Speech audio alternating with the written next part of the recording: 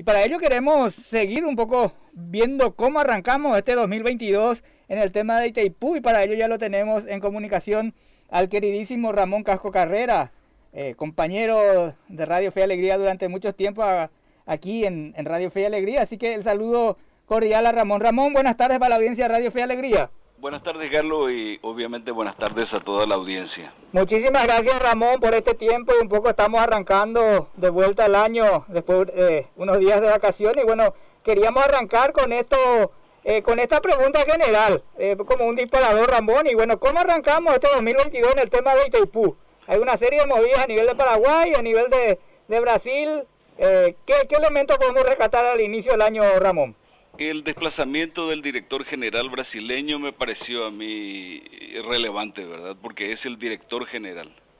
Pero en Paraguay son directores de dos direcciones que, si bien tienen su importancia, no tienen la importancia del director general o del técnico o del financiero. Honestamente, yo creo que en nuestro caso es una cuestión, es una transacción política otra vez, porque estos señores que asumieron, que son dos técnicos no del área específica de la binacional o de la hidroeléctrica, fueron promovidos ya en tiempos de Horacio Cartes.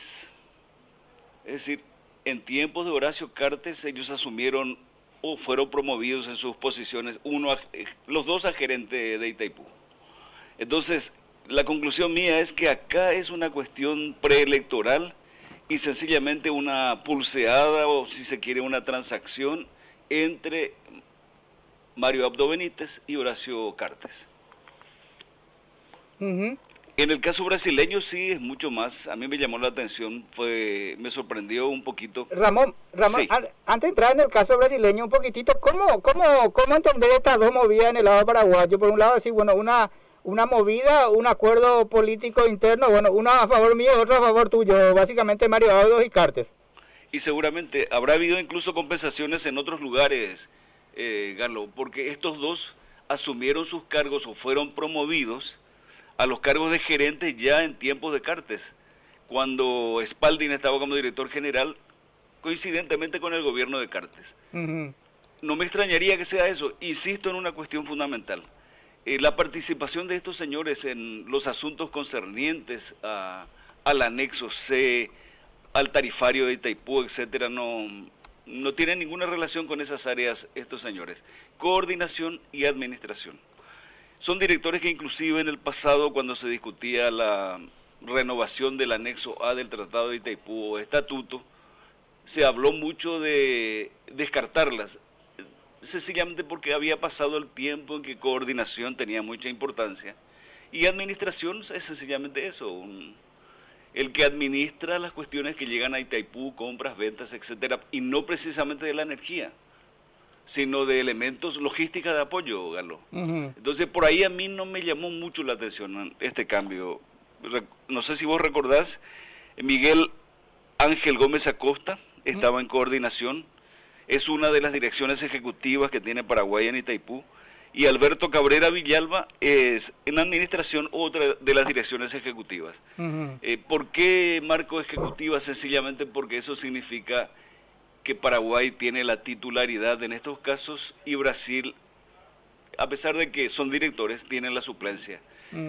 Y por otra parte, esta suerte de titularidad y suplencia sencillamente para compensar también a Paraguay, porque siempre estuvo en manos de Brasil la dirección ejecutiva financiera, que es la que maneja el dinero, y la dirección ejecutiva técnica, que es la que maneja la producción de Itaipú.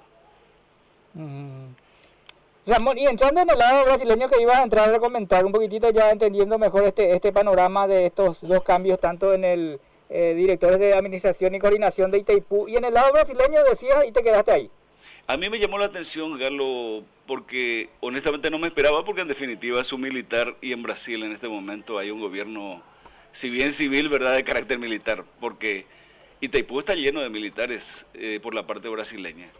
Tal es que el que reemplaza al general Ferreira es también otro militar, pero de la Armada, de la Marina. Por ahí yo le buscaba alguna explicación, porque son de armas diferentes.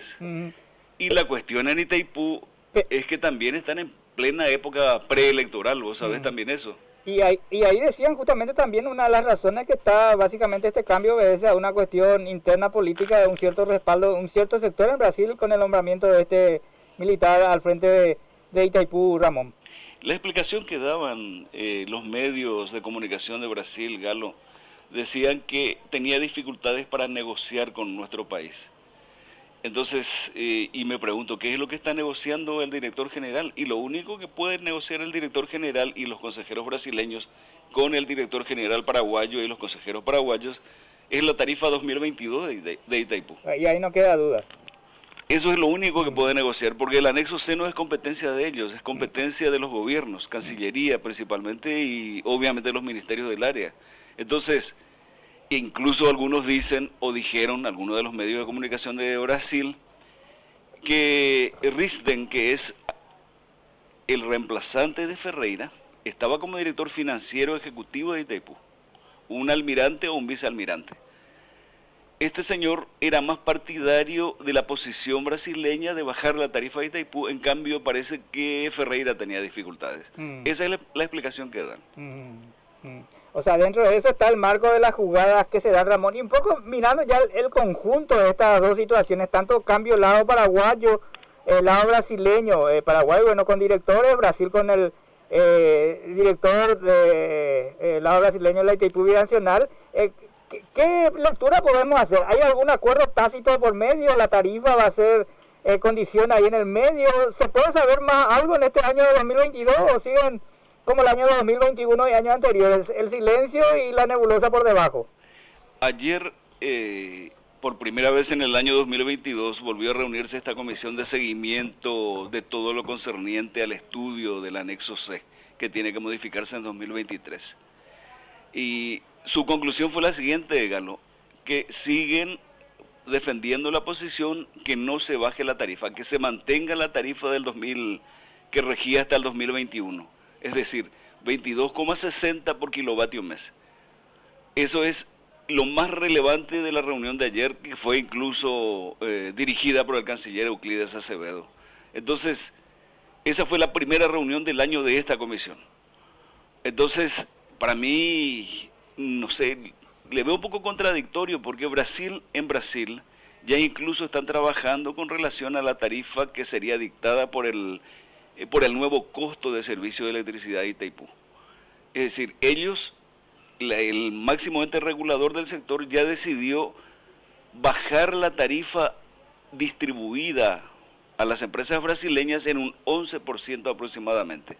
Y hace unos días volvió a ratificar esa decisión. Es cierto que no es directamente la tarifa de Itaipú, que hay una diferencia. Y sobre esa diferencia, sobre ese precio que se establece en Brasil, es que hubo una reducción del 11%. O sea, Brasil de hecho ya hizo su jugada. De todas maneras, para mí eso es una demostración, pero cabal, de que la decisión para ellos está tomada. Ramón, y dentro de esta pulseada, un poco de movimiento y de movidas que se da, también se está hablando fuerte, de hecho en redes sociales está circulando de la posible candidatura para el 2023 de nuestro ministro de Relaciones Exteriores en la actualidad, Euclides Acevedo, por un lado. Pero dentro de esas movidas y un poco en este tren de ir entendiendo también la jugada, que de hecho va a ser el tema de la tarifa 2022, por un lado, pero este pago de la deuda, que de hecho la Contraloría ya dice, bueno, nosotros en este año estamos pagando, vamos a pagar de más 1.445 millones de la deuda ya vencida, Ramón. ¿Cómo juega este elemento dentro de todas estas movidas? Y lamentablemente nada, queda sencillamente, inclusive según la posición oficial, como una suerte de reclamo de Paraguay, incluso extemporáneo, así es, eso dan a entender. Por consiguiente, la única deuda que siguen teniendo en cuenta es la que proyecta Itaipú hasta el 2023, es decir, que tiene que terminar de pagarse en el primer semestre de 2023. Por esa es la razón por la cual está programada la negociación en el 2023 del anexo C, porque vos sabés que en el anexo C dice que hay condiciones, y la primera condición no solamente es que se cumplan 50 años de vigencia del tratado, sino también que haya sido pagada la deuda que contrajo Itaipú. Y la discusión en este momento es si en el 2021 se pagó ya una cantidad y se redujo la cantidad de la deuda, así como establece el tratado, tiene que reflejarse en la nueva tarifa. Es decir, que no puede mantenerse la tarifa de 22,60 por kilovatio mes, como está planteando el gobierno de Mario Abdo Benítez Galo.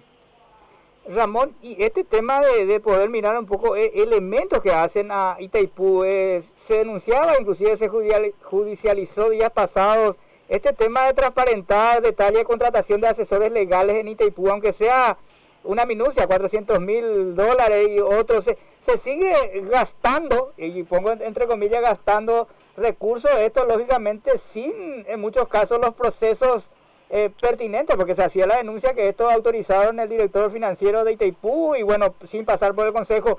¿Cómo ir entendiendo esto también dentro de esta figura que hasta hoy día tenemos binacional? Algo prácticamente que bueno, tenemos como una de las experiencias binacionales a nivel del mundo, Ramón.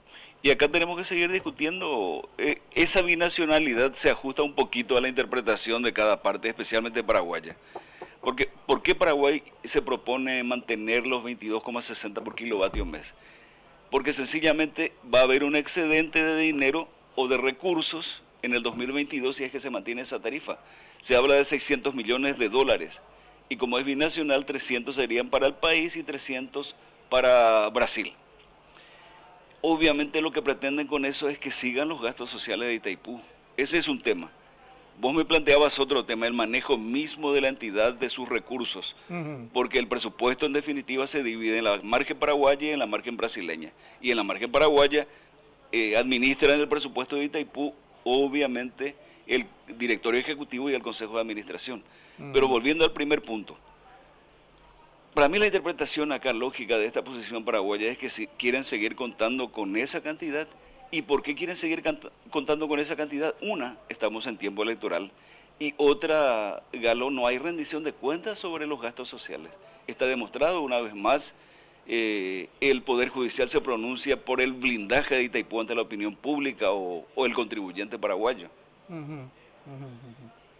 Ramón, y en este tren de mirar un poco el año 2022-2023, de hecho, Brasil, por los datos que se tienen también, y este año electoral, donde se van decidiendo, bueno, las encuestas impulsan fuertemente otra vez la vuelta de Lula al gobierno en Brasil. Bueno, según las últimas encuestas, el tren de popularidad de Bolsonaro también va cayendo. Por un lado, y bueno, y en Brasil sabemos que los movimientos que tienen que ver con el tema de las privatizaciones, los movimientos sindicales, que tienen una fuerte ligación con lo que es Lula en Brasil por el tema sindical, tienen una mirada distinta, inclusive en términos de soberanía energética de Brasil, todo el tema. ¿Te parece que aquí en Paraguay se está haciendo una lectura correcta de lo que puede llegar a Brasil también, a pasar en Brasil, desde el Consejo de Itaipú, de lo que hoy integran, desde el tema de los negociadores de Itaipú que tenemos hasta ahora, hasta el 2023? ¿Te parece que hay una lectura correcta de lo que puede pasar o lo que va a venir en el futuro también en Brasil y se hace caso a ello, Ramón? Para mí hay una visión muy cortoplacista de parte de la gente que está ahora en el gobierno, así como los técnicos que los asesoran. Ellos, fíjate vos, la primera reunión del 2022, es decir, en vísperas ya del 2023, es decir, los 50 años de vigencia del Tratado de Itaipú, se interesaron mucho más en que se mantenga la tarifa, en reiterar esa posición que está visto que va a fracasar, que está visto que está fracasando. Y es la primera vez que Brasil se escuda en el cumplimiento del tratado para sostener su posición. ¿Qué es lo que estoy diciendo con eso? Sencillamente ellos dicen que así como establece el anexo C, la tarifa tiene que reflejar exactamente los gastos de Itaipú. Es decir, si Itaipú gasta 15, la tarifa tiene que ser 15. Y si gasta 100, tiene que ser 100. Paraguay está diciendo ahora, no señores, mantengamos si esa diferencia vamos a repartirnos. Y eso no está previsto ni en el anexo C, ni en el tratado. Y lamentablemente le damos también un argumento a la parte brasileña para cuando en el 2023 nos sentemos en torno a una mesa de negociación y les digamos, señores, queremos corregir esto que está mal en el tratado, estos incumplimientos del tratado. Estoy seguro que esos señores que son bastante hábiles van a saltar y decirnos, ¿y si ustedes propusieron la violación del tratado con este tema? Ramón, ¿se puede decir que, bueno, hay la falta de una estrategia real y la visión cortoplacista, la cuestión así como seguir trabajando yo creo que siempre digo, Ramón, tenemos en Paraguay siempre una un ejemplo, y no estoy situando solamente el gobierno, una cuestión de una planificación ALQS, le llamo yo, a lo que salga. Por un lado, cortoplacista, inmediato, reactivo.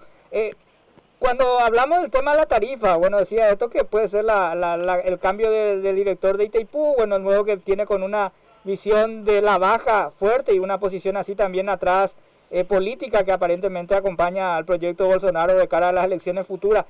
¿Cómo entender si es solamente la tarifa y no otros elementos que hacen como el tema de la deuda, el tema de toda esta cuestión de los cambios estructurales de la binacionalidad, de la cuestión de la gestión? ¿Cómo entender esto, Ramón, en este año 2022 y que nos quede un poco claro a la audiencia de la manera más pedagógica posible?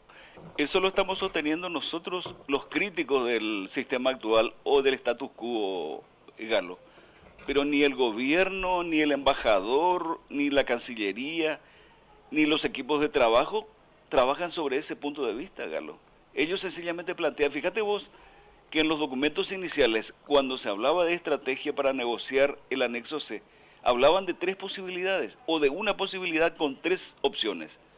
Era sencillamente o mantener la tarifa en su nivel actual, que eso permitiría un ingreso adicional bastante fuerte, y que serviría para financiar otras obras relacionadas con Itaipú e inclusive con los gastos sociales. Otra opción planteaban la tarifa intermedia, es decir, entre la vigente y la que establecería el tratado. También habría un ingreso adicional que sería utilizado con el mismo propósito. ¿Es eso lo que busca el Paraguay? ¿Es eso lo que decimos siempre, Galo? No, nosotros estamos diciendo, señores, en primer lugar, Paraguay tiene que recuperar la energía que tiene en Brasil, y que en Itaipú, y que en este momento está siendo prácticamente obsequiado al Brasil. Tenemos que recordar que la tarifa, en 36 años aproximadamente de operación, la tarifa que nos pagaron por la cesión de nuestra energía, ronda los $4 por megavatio hora. Y que en este tiempo de crisis severa en materia energética, Brasil estuvo importando energía de Argentina y le llegaba a pagar casi $200 por megavatio hora. Pegalato, y sea la diferencia, ¿no, Ramón? Sí, ese es el tema principal, señores. No pueden seguir robándonos nuestro futuro y mucho menos nuestro presente. O sea, la energía paraguaya valorada a precio de mercado. Sí, así es. Es decir, si ellos quieren nuestra energía, ¿por qué no nos van a pagar lo que le pagaron a Argentina y también a Uruguay en este tiempo de crisis en que ellos estuvieron importando energía eléctrica? Y en definitiva, ese es el precio regional. Por favor, a nosotros nos pagan $10 por megavatio hora actualmente. Y si haces el promedio de 36 años de operación de Itaipú, $4 por megavatio hora sobre el costo de Itaipú. Eso es más que injusto. No se puede hablar ni de regalo, es prácticamente robo general. Sí, señor. Ramón, y lo otro que tiene que ver con el cese del pago de la deuda corrupta, eso tampoco ni se plantea de nuestro gobierno, Ramón. Absolutamente no figura en los planes. En algún momento el canciller, tratando de hacerse, no sé si simpático, ¿verdad?, decía, sí, vamos a atender, si se demuestra, etcétera. Pero todos se olvidaron de eso. Hasta la propia Contraloría, el actual Contralor, se olvidó de replantear ese tema. No habla más de esa conclusión.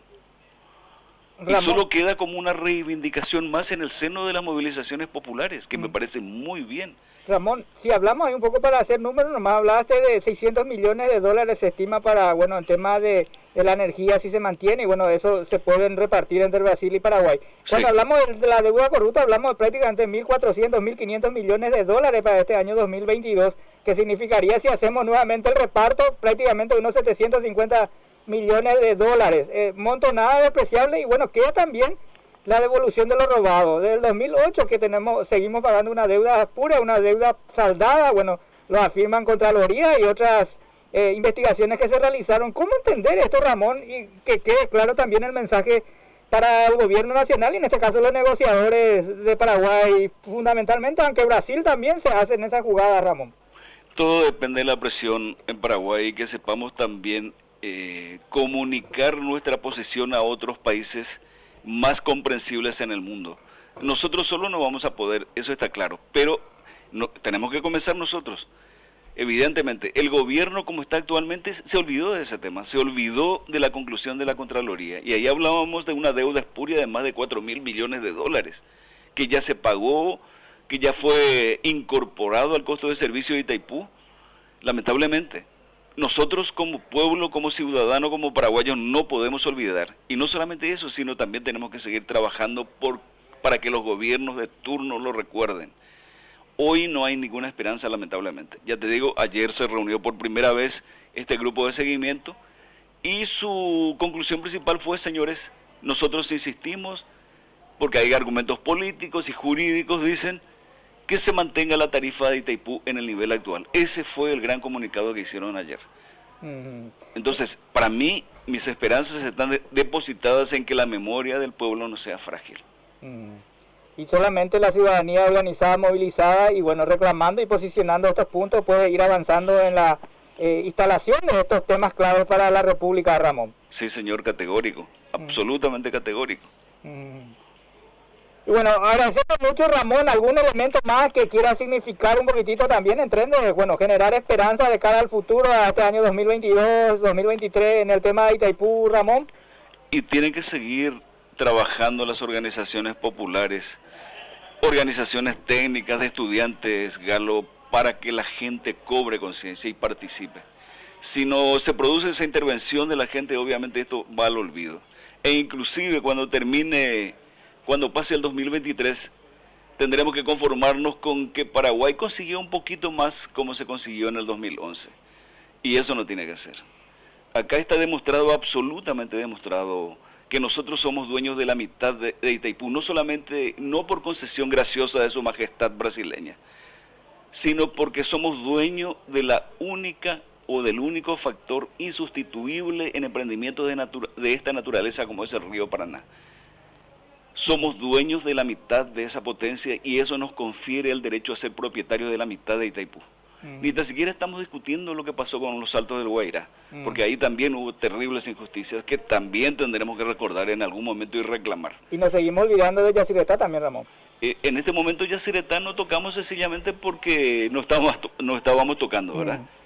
Itaipú es el gran problema que tenemos y el otro gran problema que tenemos es Yacyretá, evidentemente. Y en Itaipú hay temas que están sumergidos, como los límites, la demarcación de límites, también, y los Saltos del Guairá, que al ser inundado perdimos muchísimo, y nadie le compensó a nadie. Y lo peor de todo, ningún gobierno reclamó ese derecho. Entonces, insisto, si ordenamos nuestros reclamos, tenemos que decirle a Brasil, señores, nosotros somos dueños de la mitad. Si ustedes quieren utilizar esa energía, bueno, la van a pagar, pero al precio que están pagando en el mercado, incluso de ustedes. No más regalos. No más subvención. Así es. Ramón, muchísimas gracias por este tiempo y las claridades que nos ofreciste hoy a la audiencia de Radio Fe y Alegría. Así que el gusto siempre de tenerte y escucharte, Ramón. Gracias por ello. No, gracias a ustedes, Galo, y espero que todo vaya bien.